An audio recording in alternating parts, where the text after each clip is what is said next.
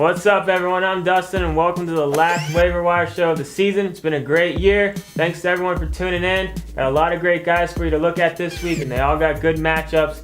I'm not going to talk about guys for long term, obviously, because it's all about the championship week. Let's get into the must-adds. First guy, Ryan Terrain. 2 straight good games, and still only owned in 65% of leagues.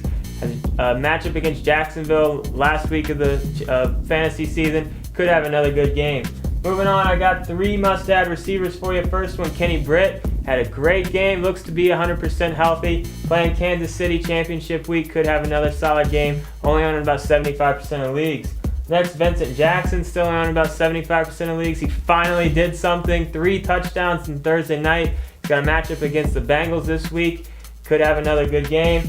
Last must-add receiver is Mike Sims-Walker. He found the end zone twice week 15. And with a matchup against the Redskins championship week, he could have another big game, only on about 65% of leagues. All right, let's talk about some guys that had in deeper leagues. Let's start with the running backs. First one, Tashard Choice, only on 30% of leagues. He had a great game against the Redskins. You know, with him, it's a little tricky because he is in a pretty much a 50-50 timeshare with Felix Jones. But he's got a matchup against Arizona this week. If the Cowboys can get the lead, look for Choice to get between 15 and 20 touches again and have a solid game. Next, we got couple of guys you might want to look at because of injuries. First one, Derek Ward. All you Arian Foster owners out there, you might want to pick up Ward. They're saying Foster's probably going to be okay for championship week, but you never can be too careful.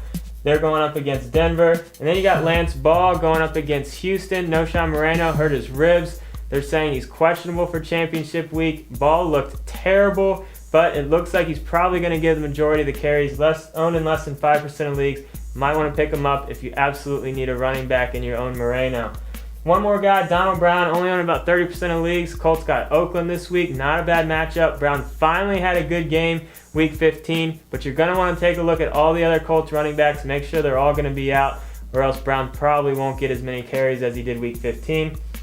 Moving on, one receiver for you, Jacoby Ford, only on about 30% of leagues. We've talked about him, a lot of weeks now. With leagues that count return yards, he's a must-add. They're going up against the Colts this week, which means probably a lot of kickoffs because they're probably going to score a lot of points against them. Jacoby Ford, if your league counts return yards, pick him up and maybe even play him. They're finding ways to get him involved in the offense as well.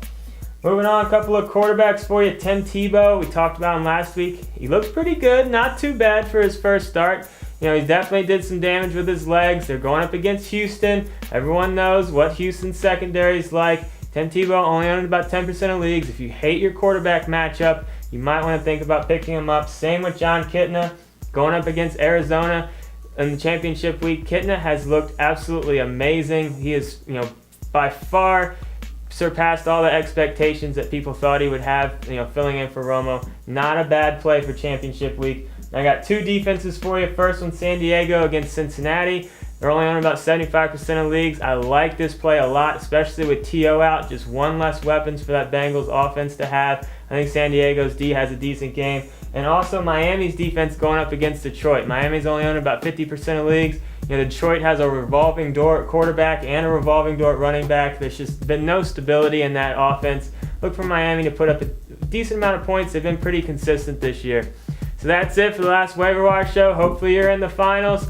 Hopefully we've helped you out. Brett and I will be here later this week, and if you got any questions, go ahead and post them in the forums.